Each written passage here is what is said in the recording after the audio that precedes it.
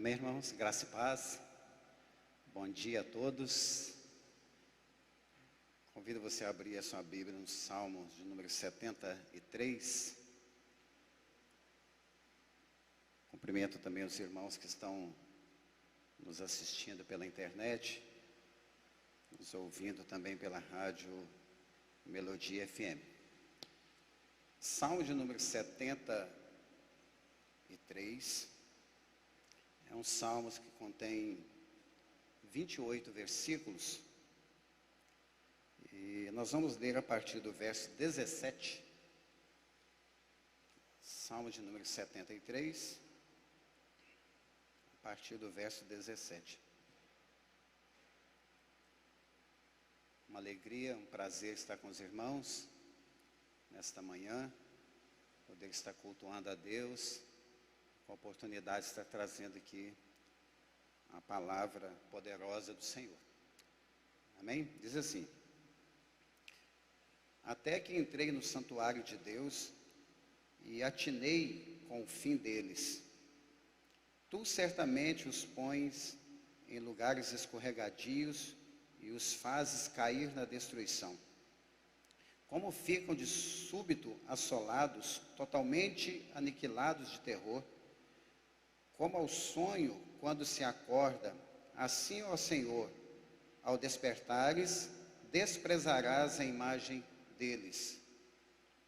Quando o coração se me amargou e as entranhas se me comoveram, eu estava embrutecido e ignorante, era como um irracional a tua presença. Todavia, estou sempre contigo, tu me seguras pela minha mão direita, tu me guias com o teu conselho e depois me recebes na glória. Quem mais tenho eu no céu? Não há outro em quem eu me compraza na terra. Ainda que a minha carne e o meu coração desfaleçam, Deus é a fortaleza do meu coração e a minha herança para sempre. Os que se afastam de ti, eis que perecem, tu destróis todos os que são infiéis para contigo. Quanto a mim, bom é estar junto a Deus. No Senhor Deus ponho o meu refúgio, para proclamar todos os seus feitos. Pode sentar, irmãos.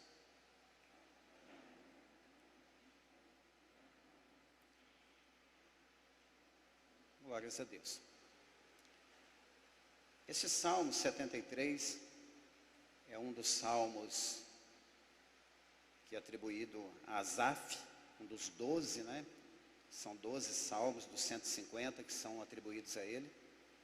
O salmo de número 50 e os do 73 a 83.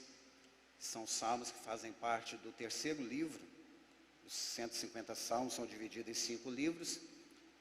E esses 11 salmos de Asaf estão no terceiro livro, que vai do 73 a 89. E esse salmo é um salmo muito rico, de muitos ensinamentos para os nossos dias, assim como foi nos dias de Asaf, são para os nossos dias também. Quem era Asaf?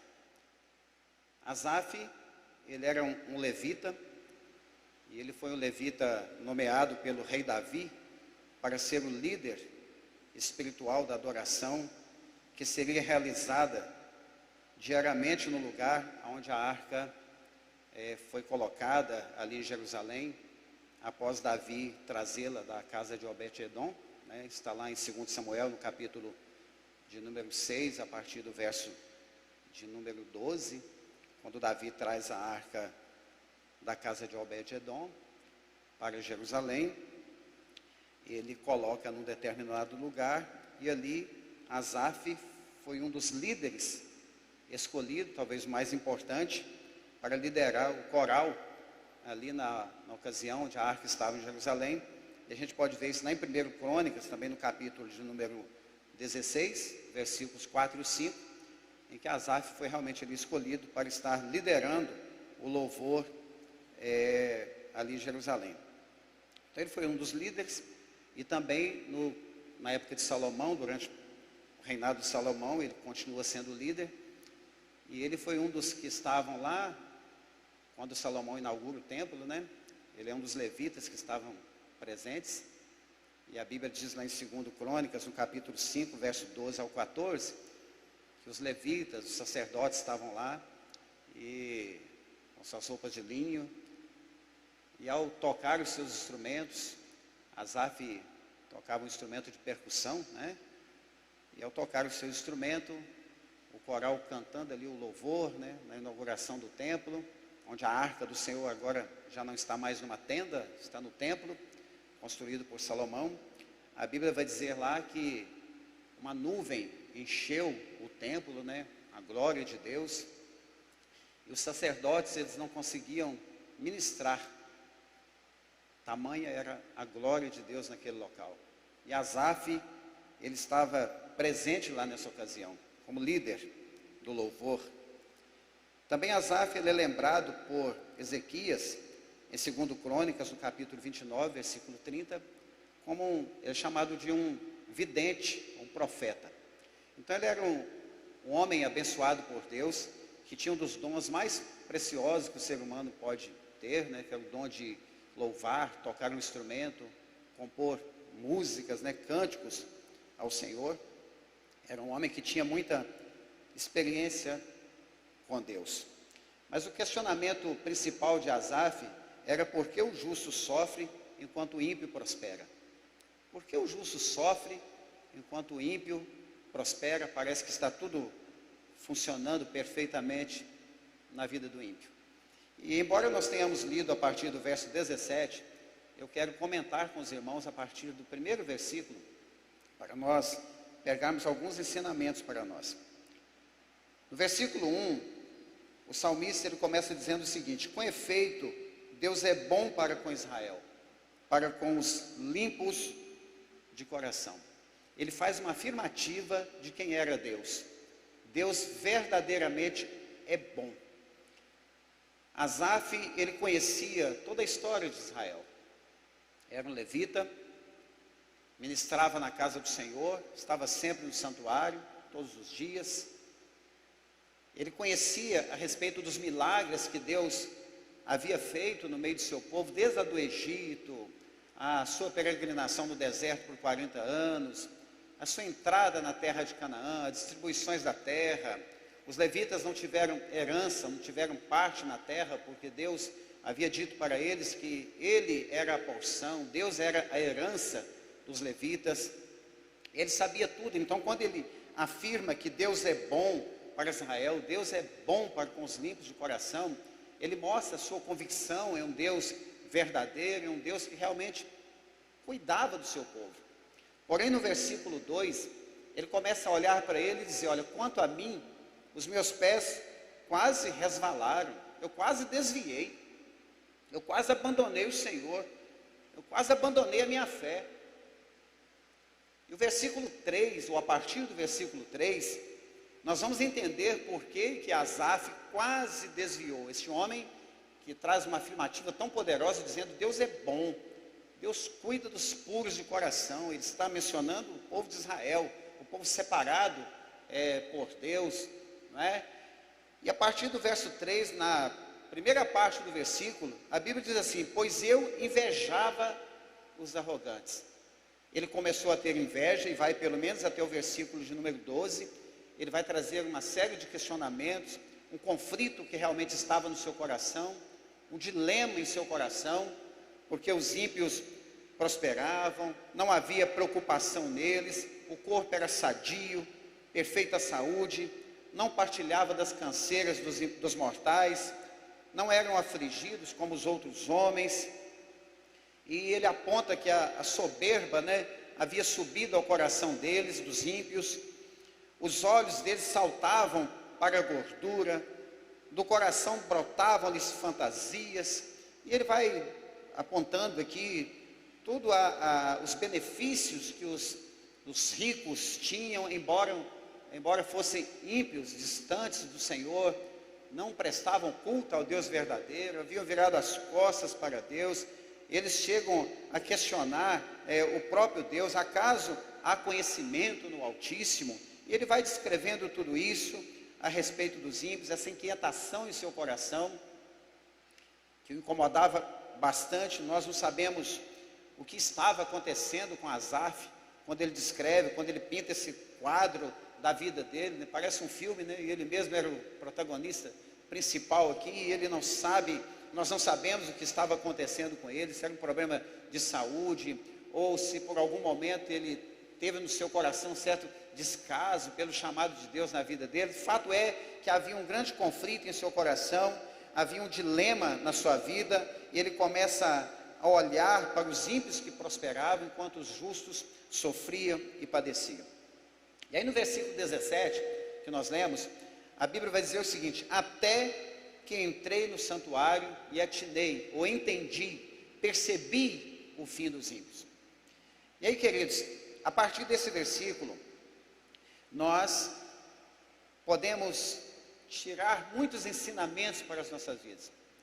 Em primeiro lugar, qual de nós, talvez eu, você que está aqui, ou quem está nos assistindo, ouvindo, não já pensou dessa forma? Poxa, estou fazendo tudo certo,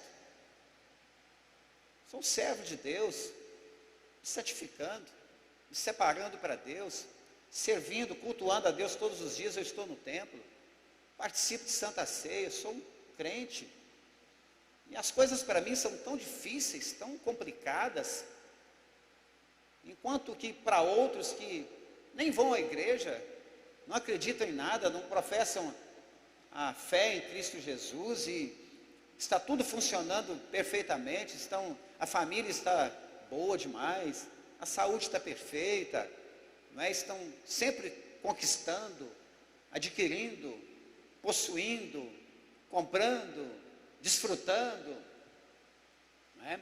E a gente percebe uma grande inversão de valores entre o ter e ser. O importante não é o que se tem, é o que nós somos e quem realmente nós temos nos tornado, quem realmente nós temos sido. Principalmente nesse contexto que nós estamos vivendo, tão difícil, né? Quem realmente nós temos sido, como servos de Deus, como homens de Deus, mulheres, como pais, como filhos, como crente, como cristão, quem nós temos sido realmente. E Asaf, ele tem todos esses questionamentos em seu coração, e ele entra no santuário do Senhor. A maneira como Deus fala com ele no santuário não nos é revelado, e os estudiosos da Bíblia, né, ainda não chegaram em um denominador comum, como Deus pode ter se manifestado, uma teofania, como que Deus falou com ele, não sabemos, mas fato é que Deus falou com ele de uma forma muito poderosa ali no santuário. E a partir daí, a história de vida de Asaf vai mudar, a perspectiva de vida dele vai mudar. Ele vai direcionar os seus olhos para o que realmente tem valor, para o que realmente importa, para o que realmente é construído para uma vida eterna com Deus. E o tema dessa palavra é andando por fé e não por vista, para a gente poder entender um pouco melhor onde nós queremos chegar. Então, a partir do versículo de número 17, queridos, Asaf, ele vai ter um entendimento melhor a respeito da vida, a respeito daquilo que realmente importa, a respeito da vida do ímpio, a respeito dele próprio, e até a sua visão com relação ao Deus que ele mesmo menciona no primeiro versículo, que ele é um Deus bom. E vale a pena dizer também, queridos, que diante de uma teologia que nós temos visto sendo muito pregado por aí, dá-se a ideia que pelo fato de sermos crentes, de sermos fiéis a Deus, né, de estarmos sempre servindo ao Senhor, nós não seremos acometidos de enfermidades, não teremos problemas, não teremos dificuldade na vida. Isso não é verdade. O próprio Cristo falou que no mundo nós teríamos aflições, dificuldades, né, passaríamos por problemas nessa vida. E Asaf, realmente ele começa a pintar um quadro a respeito do ímpio, que também não era verdade 100%, porque embora desfrutassem de todos os benefícios, tudo que eles alcançavam, eles tinham doenças, sim, como tem até hoje. tem problemas sim, só que Asaf, ele olha com uma perspectiva a partir do seu coração, de um coração que está realmente em conflito dentro dele, de uma preocupação excessiva ao ponto dele chegar a ter realmente inveja das pessoas. E aí quando ele entra no santuário, a partir do versículo 17 ao versículo 20, a primeira coisa, ele vai ter um entendimento a respeito do ímpio, um entendimento verdadeiro a respeito do ímpio. Deus vai mostrar para ele o final do ímpio. Deus vai mostrar para ele que, embora o rico firme a sua vida, ou pense que ele está bem firmado nos seus bens, no seu dinheiro, na falsa prosperidade, Deus começa a mostrar que eles estão firmando os seus passos em um lugar escorregadio, e que no final eles iriam se dar mal, como geralmente é o que acontece nos dias de hoje. E aí ele vai dizer assim no verso 18: tu certamente os põe em lugares escorregadios e os fazes cair na destruição, como ficam de súbito assolados, totalmente aniquilados de terror, como ao sonho quando se acorda, assim ao Senhor, ao despertares, desprezarás a imagem dele.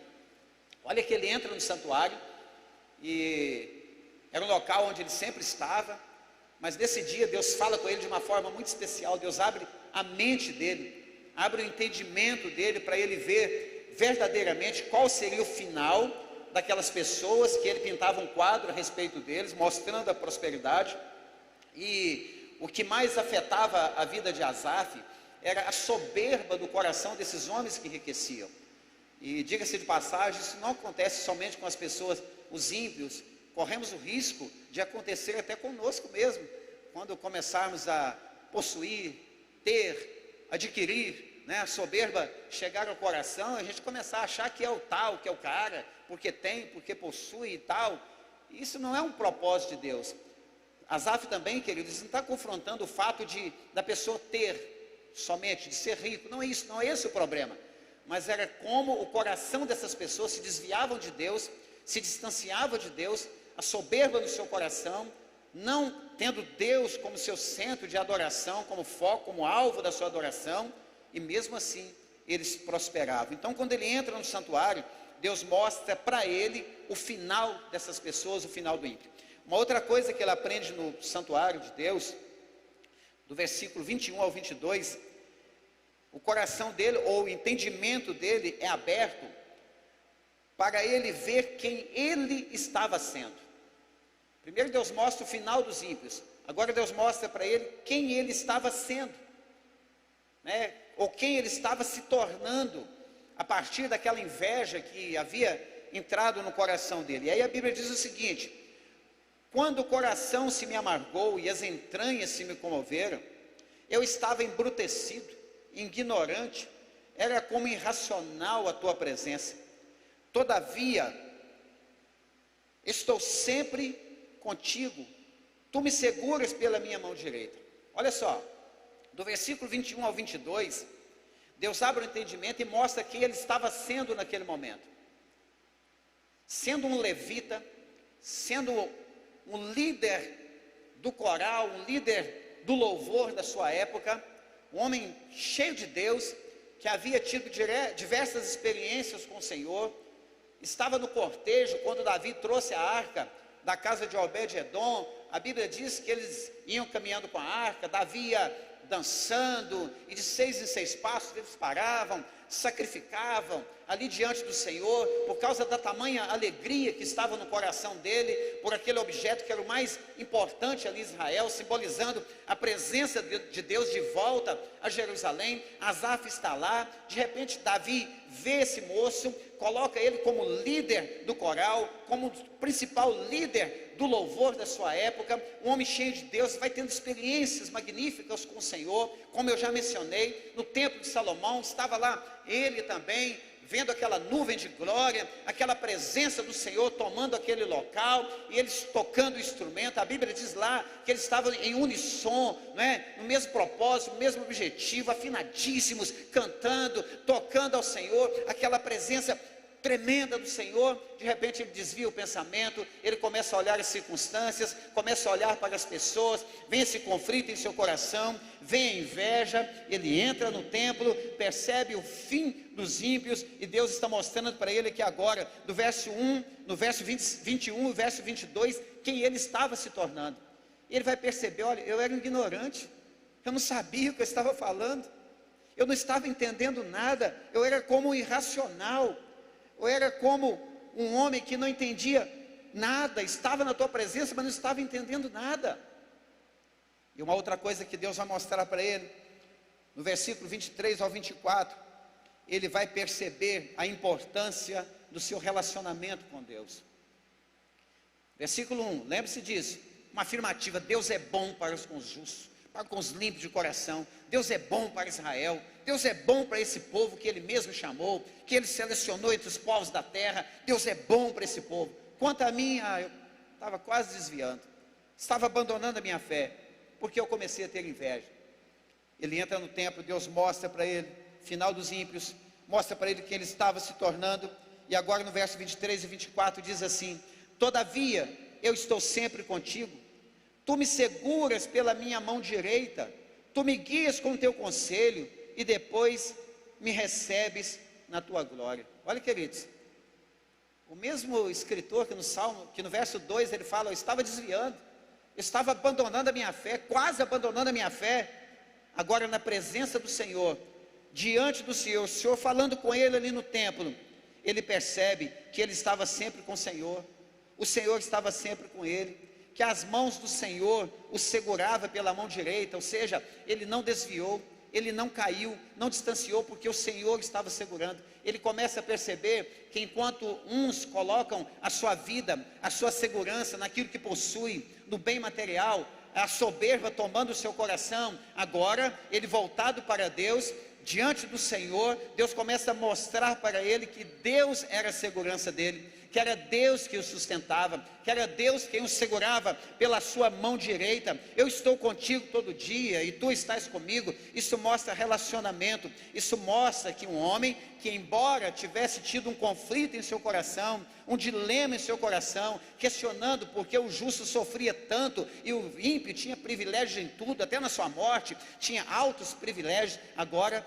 ele está voltado novamente para o Senhor e entendendo que o Senhor, a palavra do Senhor, os conselhos do Senhor, era quem o guiava na terra, era quem o sustentava, e que por fim o Senhor receberia ele na glória.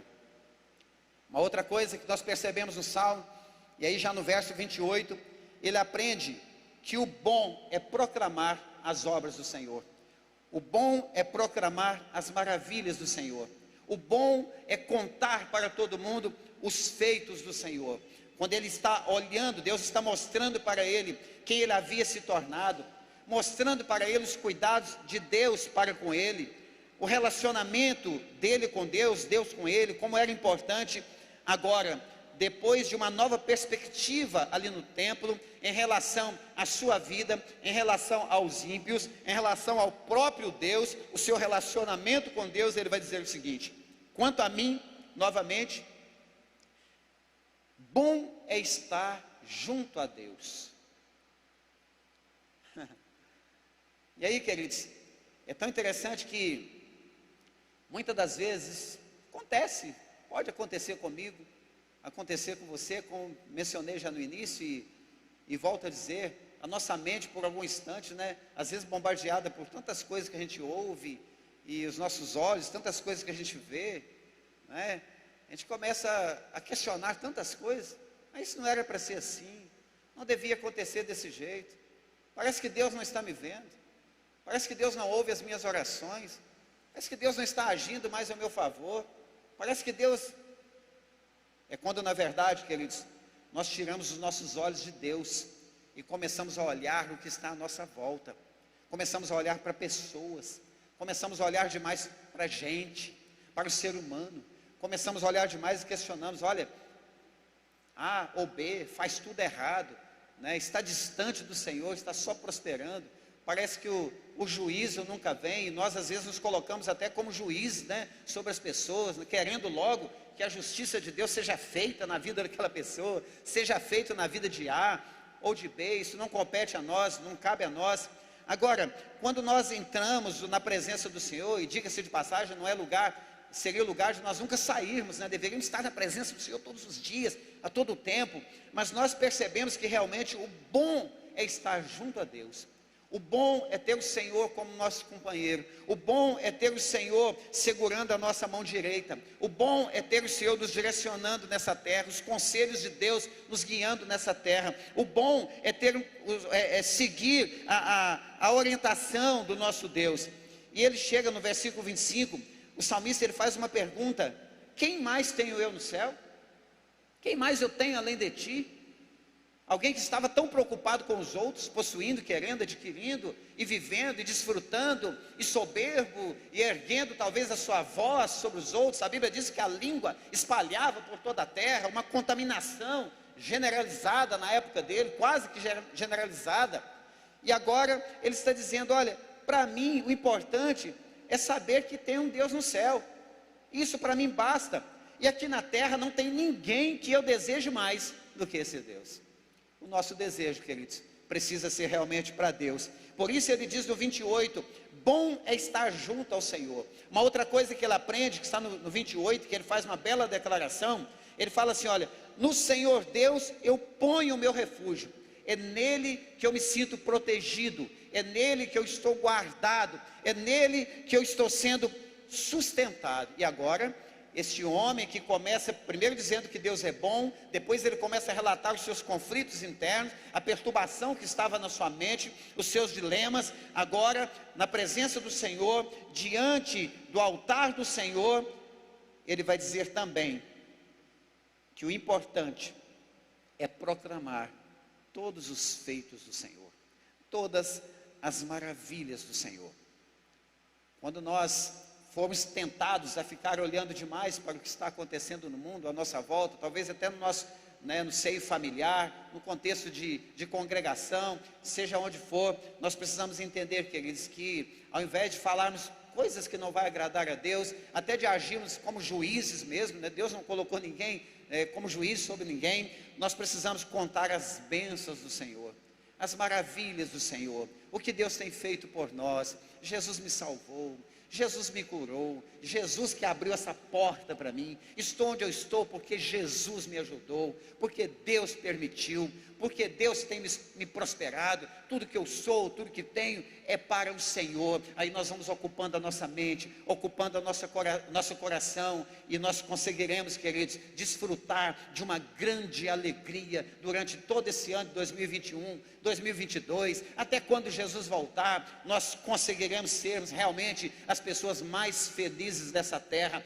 alegres por tudo que o Senhor tem feito por nós e por quem nós estamos também nos tornando a cada dia, que nós venhamos realmente nos tornarmos pessoas melhores, mais firmes nas promessas do Senhor, crendo nas promessas que Deus realmente é a nossa herança, que nós temos um lugar preparado para nós, quando Jesus voltar, estaremos lá com Ele.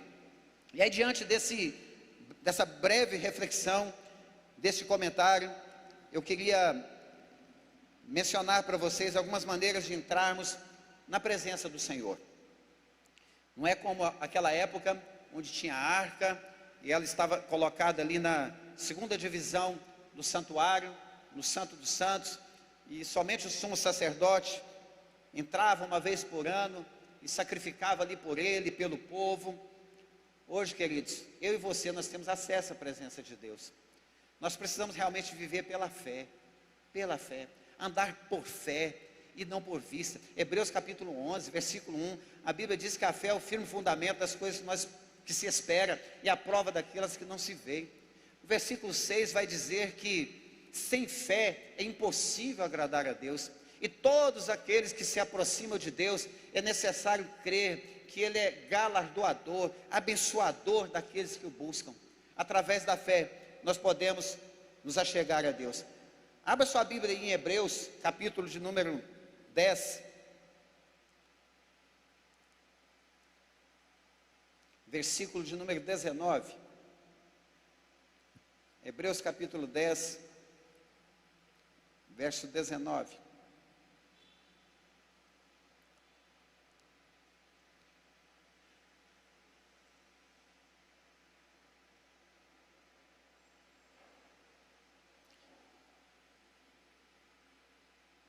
Como nós podemos entrar então na presença de Deus? Estar na presença de Deus. O muro da separação derrubado, quebrado. O véu se rasgou. Mateus capítulo 27, versículo 51. A Bíblia diz que Jesus lá na cruz, quando ele morre, o véu do templo se rasga de alto a baixo, sem nenhuma intervenção humana, mas apontando para a carne dele, que estava sendo rasgada lá no Calvário. Um sacrifício feito de uma vez por todas, nos dando a liberdade de chegarmos a Deus. E aí nós entendemos pela palavra que nós podemos chegar diante de Deus, primeiro através de Jesus. João capítulo 14, um versículo muito conhecido, versículo 6, Jesus diz: eu sou o caminho, a verdade e a vida. Ninguém vai ao Pai a não ser por mim. Então ele é o caminho. Mas aqui em Hebreus, nós vamos ver que nós podemos chegar diante de Deus através do sacrifício, através do sangue de Jesus, pelo sangue de Jesus. Diz assim o versículo de número 19: tendo, pois, irmãos, ousadia ou intrepidez para entrar nos santos dos santos pelo sangue de Jesus. Pelo sangue que foi derramado lá na cruz, que nos aproximou de Deus novamente, porque nós havíamos perdido esta oportunidade ou liberdade de estarmos diante de Deus, nos relacionarmos com Deus por causa do pecado que entrou lá no Éden, no capítulo 3 de Gênesis, quebrando o homem, quebrando a comunhão que ele tinha com Deus, e aquele relacionamento em que Deus falava com o homem na virada do dia, e o homem tinha tudo ali a seu dispor, do bom e do melhor. Por causa do pecado isso foi quebrado, o homem se distanciou de Deus, se tornou inimigo de Deus. Mas quando Cristo sobe naquela cruz e derrama o seu sangue ali na cruz, por causa desse sangue, nós temos a oportunidade de nos achegarmos a Deus, de nos achegarmos à presença de Deus. Quando a nossa mente estiver em conflito, o nosso coração talvez em um certo desespero, nós precisamos olhar realmente para esse Deus bom, que Asaf menciona no primeiro versículo do Salmo 73, um Deus bom, um Deus que cuida de nós. Nem sempre Ele nos dá tudo que nós queremos, tudo que nós pedimos, tudo que nós desejamos, mas Ele nos dá o que é necessário, Ele nos dá aquilo que realmente é para nos abençoar, aquilo que realmente nos aproxima dEle. E muitas das vezes, queridos, quando Deus permite esses conflitos internos, esses conflitos em nosso coração, quando Deus permite nós passarmos em certas dificuldades, é para revelar realmente quem nós somos. Asaf passou por uma dificuldade e Deus revelou quem ele estava se tornando. Ele estava se distanciando de Deus, estava quase se desviando, estava como alguém insensato, alguém irracional, alguém que não estava mais pensando, falando sem pensar diante de Deus. Deus traz ele para a presença dele e mostra: ei, meu filho, não é assim não, a tua herança sou eu. Ei, foi eu quem te chamei. E para nós, queridos, através do sangue de Jesus, nós podemos. Uma outra coisa que nós aprendemos aqui em Hebreus 12, que há um novo e um vivo caminho. Através desse novo e vivo caminho, versículo 20, pelo novo e vivo caminho, que Ele nos consagrou pelo véu, isto é, pela sua carne. Através da carne, do corpo dilacerado de Jesus, ao qual Jesus ele se entregou por nós. Ele que se entregou, ele falou: olha, ninguém tira a minha vida, eu dou, eu entrego a minha vida por amor de muitos. E diante desse amor de Cristo Jesus, revelado através dele, estava eu e você, queridos. Cristo nos amou, Jesus nos amou, e através do derramamento de sangue, através do véu rasgado, através do seu corpo ali na cruz do Calvário, nós temos a liberdade de chegarmos diante de Deus e de entendermos que nenhuma estrutura desse mundo, de nada que possuímos ou adquirimos esse mundo, entendendo, queridos, que não é pecado nenhum possuir, não é pecado nenhum ser rico, não é isso. O que Asaf questionava não era isso. Eram aqueles que enriqueciam, estavam com o coração soberbo, falando o que pensavam, e afrontando a Deus, afrontando as pessoas, e parecia que nada ia acontecer a eles. Deus só mostra para ele: olha, o fim deles é certo. Estão pisando em lugares escorregadios e nem sabem. Agora, quanto a você, não, você está andando comigo, eu estou com você. Deus está com você, está comigo, queridos. É Deus que nos sustenta pela sua mão forte e poderosa. Nós não estamos de pé por nada que nós façamos nessa terra, por nenhum mérito nosso. Nós estamos de pé porque o Senhor nos sustenta. O Senhor tem nos guardado.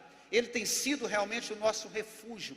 Ele é o nosso esconderijo. Não há outro naquele céu, não há outro no céu, não há ninguém aqui na terra que nós podemos ou devemos desejar mais que seja este Deus que enviou o Filho Jesus para derramar o sangue inocente na cruz, para ter a sua carne dilacerada naquela cruz do Calvário, para eu e você podermos ter acesso à presença de Deus. Antes éramos inimigos de Deus, agora somos chamados filhos de Deus. Você é filho de Deus, meu irmão. Eu sou filho de Deus. Jesus nos ama demais.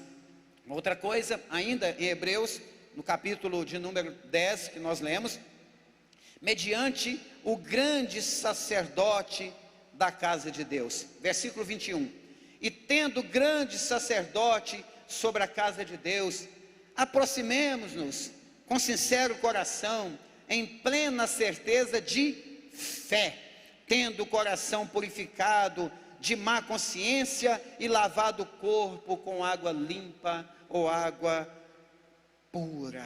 Ei, queridos, há um sacerdote, um grande sacerdote da casa de Deus, que é Cristo Jesus, que através da entrada dele, aleluia, nos deu essa liberdade. E aqui no versículo 22 tem uma palavra de encorajamento, para mim e para você, que nós devemos entrar na presença do Senhor, entrar diante dele, nos achegarmos diante dele com coração sincero. Nós devemos ter ousadia, ter coragem, chegarmos diante do Senhor com coração sincero, com coração puro, através da nossa fé, com coração purificado, com a mente lavado, corpo lavado com água pura, através da palavra do Senhor, a palavra do Senhor que nos limpa, que nos lava, que nos purifica. Deus nos dá essa liberdade de, através de Cristo, através do sangue, através do véu que se rasgou, mediante o grande sacerdote da casa de Deus, Ele nos dá essa oportunidade, dá oportunidade para mim e para você, queridos, de não desviar os nossos olhares para as coisas que estão acontecendo à nossa volta, para as circunstâncias, para quem seja ou deixa de ser. Não, nós devemos, como Hebreus 12, versículo 2 mesmo nos fala, devemos olhar firmemente para Cristo Jesus, que é o autor e consumador da nossa fé. Os nossos olhos precisam estar fitos em Cristo Jesus, precisamos estar olhando para Ele. E se nós realmente crermos que através da fé, que sem fé é impossível agradar a Deus, que através da fé nós vamos andar e o Senhor vai nos colocar em lugar firme, o Senhor será o nosso refúgio, o Senhor é o nosso esconderijo, é Ele que nos sustenta com seu braço forte, é Ele quem nos mantém de pé. Queridos, a nossa perspectiva de vida muda. Nós começamos a olhar as coisas aqui na terra, não fechar os olhos para as coisas que estamos vendo. Tudo que estamos vendo aí é bem real, mas Deus, através da palavra, nos convida a olhar de uma forma, da forma como Ele gostaria realmente que nós olharmos, que nós pudéssemos entender que nós somos forasteiros nessa terra, somos peregrinos nessa terra. A nossa casa, queridos, a nossa morada eterna não é aqui. Tudo aqui vai ficar, tudo vai passar, e nós estaremos um dia para sempre com o Senhor Deus. Aleluia. Uma outra coisa, Efésios capítulo 2, versículo 18, porque por Ele ambos temos acesso ao Pai em um mesmo Espírito. Efésios capítulo 2, versículo 18, porque por Ele ambos temos acesso ao Pai em um mesmo Espírito. Há um caminho aberto, queridos, há oportunidades. Nós podemos escolher o que realmente nós queremos ver, o que nós queremos realmente olhar, o que realmente nós queremos alimentar na nossa mente. O pensamento, ele vem, é inevitável. Agora, ser passivo a esse pensamento, e assimilando, e guardando tudo, juntando tudo em nossa mente, em nosso coração, nos tornando muitas das vezes como lixão do mundo, não é? Trazendo tudo para nós, e isso vai vai fazendo mal espiritualmente, emocionalmente, causando danos até no corpo físico, dependendo do grau da ansiedade, da preocupação e até inveja mesmo. Misericórdia, né, irmãos? Que não venhamos ter inveja de nada, em nome de Jesus, que isso não aconteça. Mas se aconteceu com Asaf, o nível que esse homem era diante de Deus, um exemplo para Israel, os seus filhos, né, o legado que ele deixou, os seus filhos ministrando durante todo o reinado ali em Judá, até a época de Neemias, de Esdras, ao ponto de ser lembrado por Ezequias, lá em 2 Crônicas 27:30, como um profeta, um vidente, um homem cheio de Deus. Se aconteceu isso com ele, queridos, a Bíblia está deixando bem claro que pode acontecer comigo e com você. E se acontecer, que nós venhamos rapidamente nos voltarmos para Deus, nos prostrarmos diante de Deus, e através dessa fé que Deus gerou em nosso coração, através dessa graça manifesta em Cristo Jesus, através de Jesus que é o caminho, através do sangue de Jesus, através desse novo caminho, esse grande sacerdote na casa de Deus, que nós possamos realmente nos achegarmos a Deus e termos uma vida de intimidade, um relacionamento estreito com Deus, para nos tornarmos realmente a cada dia aqui na terra homens melhores, pais melhores, maridos melhores, esposas melhores, filhos melhores, uma igreja mais consolidada na palavra, uma igreja realmente que faz a diferença, que nós venhamos a ser realmente sal nessa terra, a ser luz desse mundo, e quando vier os conflitos, ou tentar assumir o comando da nossa vida, que nós venhamos rapidamente olharmos para Cristo, olharmos para a cruz, olharmos para Jesus, e entender, queridos, que nada que adquirirmos nessa terra, nada que possuirmos nessa terra, nada que conquistarmos nessa terra pode comparar ao que Deus tem preparado para nós na glória. A nossa herança, queridos, está na glória com o Senhor. Como eu já mencionei, estamos aqui de passagem, mas um dia nós chegaremos lá e estaremos desfrutando de tudo que o Senhor Deus tem preparado para mim e para você, em nome de Jesus. Há um episódio na Bíblia muito interessante, está lá narrado em Mateus capítulo 14, a partir do verso 22, Marcos também, João vão mencionar o mesmo episódio. É aquele em que Jesus, ele obriga os discípulos a entrar no barco e passar para o outro lado do lago de Genezaré, o Mar da Galileia, ou Tiberíades, dependendo do texto que nós lemos, é a mesma coisa. E Jesus manda os discípulos entrar naquele barco e passar para o outro lado da margem. E a Bíblia vai dizer que Jesus, ele vai para um lugar à parte, fica sozinho e ele vai orar. Quando os discípulos estão praticamente no meio do mar, o evangelho que João escreveu no capítulo de número 6, versículo 19, João, ele vai dizer que os discípulos já estavam a cerca de 25 a 30 estádios da margem. Cada estádio são 185 metros. Portanto, eles estavam em torno de 4 a 5 quilômetros já de distância do local onde Jesus os havia despedido. Eles estão no meio praticamente daquele lago. E vem um vento muito forte, um temporal. E as ondas começam a açoitar aquele barco. Todos os irmãos conhecem esse texto. E a Bíblia vai dizer que o vento era contrário. Os discípulos estão remando, eram homens experientes, boa parte pescadores, conheciam muito bem aquela região. Estão navegando, estão remando contra aquela maré.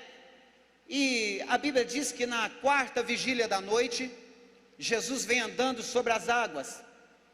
Os romanos dividiam as vigílias em 4 partes, de 3 horas cada. 18 às 21, 21 às 0 hora, 0 hora às 3 da manhã, de 3 às 6. E a Bíblia diz que Jesus, ele vem andando sobre as águas na quarta vigília, portanto, entre 3 e 4 da manhã, e 6 da manhã. Jesus vem caminhando sobre as águas.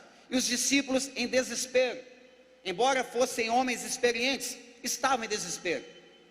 De repente eles olham aquele homem andando sobre as águas e eles ficam apavorados, eles ficam com medo. E acham que era um fantasma que estava indo em direção a eles. Porém, Pedro olha e Jesus diz assim: não tenham medo, sou eu. Pedro olha para Jesus e diz assim: se é o Senhor mesmo, deixa-me ter contigo, me faça ir ter contigo. Jesus olha para Pedro e fala: vem. Você já recebeu um vem de Jesus alguma vez? Segue-me, faça isso, faça aquilo. De repente a gente começa a caminhar, né? E às vezes a gente tira os olhos de Jesus, começa a olhar as circunstâncias, e aí, né, vem a série de problemas em nosso emocional, no nosso coração, assim como Asaf teve. E Pedro começa a caminhar sobre as águas e naquele momento tão ímpar na vida dele, puxa, andando sobre as águas, que legal, que bom. De repente ele começa a afundar. E ele grita: salve-me, Senhor. Jesus pega ele pela mão. Em Mateus capítulo 14, verso 31, Jesus fala assim: olha, por que duvidastes, homem de pouca fé? Quero encerrar com esse texto que eu acabei de citar e com esse versículo. O que acontece com o nosso irmão Pedro? Ele estava na bênção, caminhando sobre as águas, indo de encontro a Jesus. A solução para o problema, não só dele, como de todos que estavam naquele barco, todos os discípulos ali, os apóstolos, já estava chegando. Jesus estava orando longe, mas em espírito, ele sabia o que estava acontecendo ali. Você acha que não? Estava sabendo tudo. Pedro duvida e começa a afundar. Jesus fala: olha, por que você está duvidando? Tem fé não? Pedro começa a olhar as circunstâncias, começa a olhar o vento, começa a olhar talvez os colegas dele dentro do barco. Não sei, a Bíblia não diz, mas quem sabe até subiu ao coração dele: olha, só eu que estou andando sobre as águas. Sou cara, hein?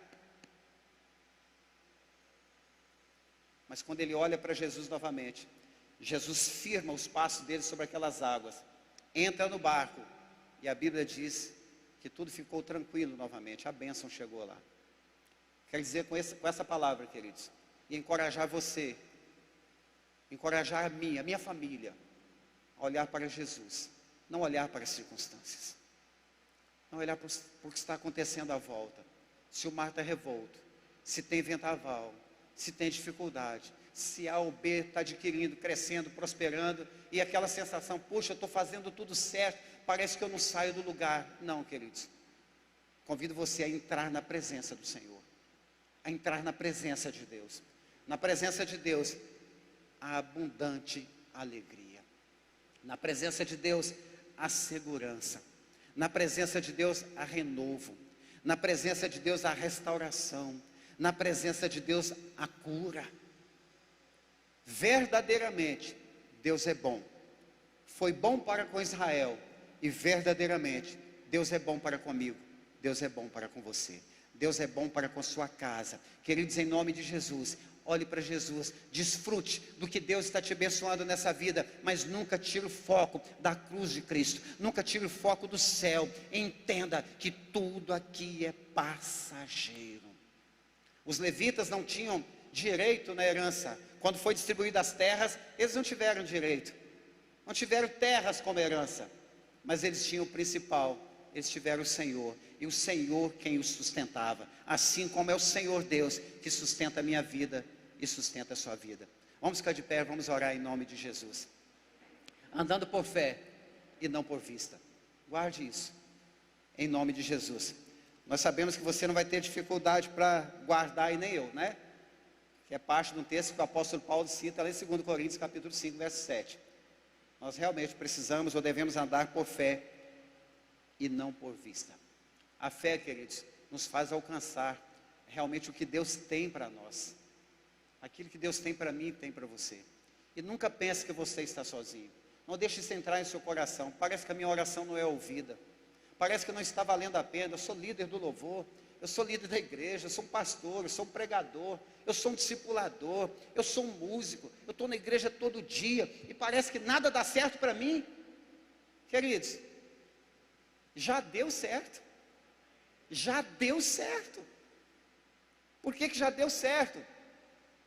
Porque tudo que Cristo conquistou na cruz, já dizia o louvor, né? É direito nosso, é nossa herança. Cristo já conquistou por mim e por você lá na cruz. Você, eu, nós já somos mais do que vencedores em Cristo Jesus.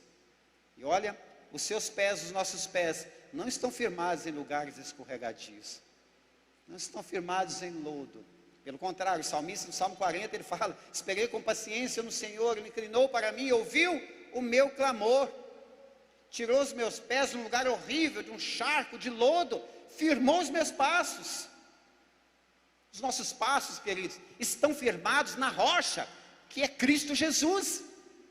E Ele nos amou primeiro, interessante, quando nós éramos terríveis pecadores, na prática contínua do pecado, inimigos de Deus, distantes do Senhor, relacionamento quebrado por parte do homem, não de Deus.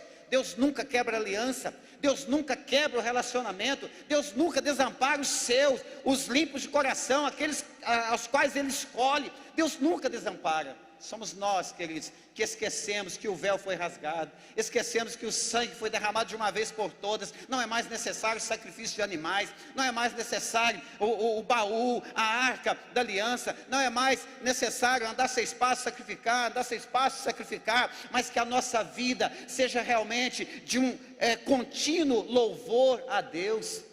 Que a nossa vida seja uma vida de adoração a Deus, e que nós venhamos todos os dias proclamar a grandeza desse nosso Deus, as maravilhas desse nosso Deus, as bênçãos que Ele tem derramado na nossa vida, na nossa cidade, no nosso Brasil. Embora muitos não percebam e não estejam vendo, queridos, tudo está no controle de Deus, nada escapa às suas mãos, nada escapa aos seus olhos, tudo está no comando dEle. Aleluia. O trono, queridos, está ocupado, não está vazio. Aleluia. Jesus, como Rei dos Reis, Senhor dos Senhores, olha que interessante, se preocupa comigo e com você, simples mortais, pequenos que somos, pecadores que às vezes pecamos todos os dias, todas as horas, mas as misericórdias do Senhor se renova todas as manhãs, por mim e por você, queridos. E Deus nos dá a oportunidade de todos os dias estarmos na presença dEle, estarmos diante dEle, lançando diante dEle as nossas ansiedades, lançando diante dEle os conflitos dos nossos corações, as preocupações que vêm, inevitável, vem em todo ser humano, mas aquelas preocupações que às vezes vão se tornando excessivas, poderosas demais, parecem que são maiores do que nós, e começam a tomar conta da nossa vida. Nós podemos lançar diante do Senhor, sabendo, como Pedro menciona, lançar sobre Ele toda a nossa ansiedade, porque Ele cuida de nós. Deus cuida de você, meu irmão.